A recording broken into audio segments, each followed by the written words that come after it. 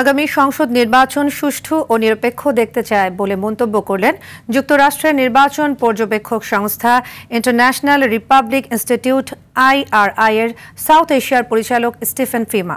আগারগাঁও নির্বাচন কমিশন কার্যালয়ে প্রধান নির্বাচন কমিশনার নাসির উদ্দিনের সঙ্গে বৈঠক শেষে সাংবাদিকদের তিনি একথা বলেন। তিনি আরো বলেন, নির্বাচনে গণতান্ত্রিক পরিবেশ নিশ্চিত করতে নির্বাচন কমিশন ও রাজনৈতিক দলগুলোকে কারিগরি সহায়তা দিবে IRI। এছাড়া নির্বাচন কমিশনের যে ধরনের সহযোগিতা প্রয়োজন তা দিতে প্রস্তুত আছে তার প্রতিষ্ঠান।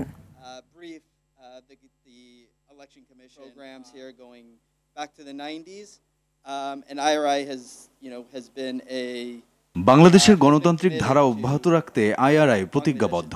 আমরা আগামী নির্বাচন সুষ্ঠু ও নিরপেক্ষ দেখতে চাই।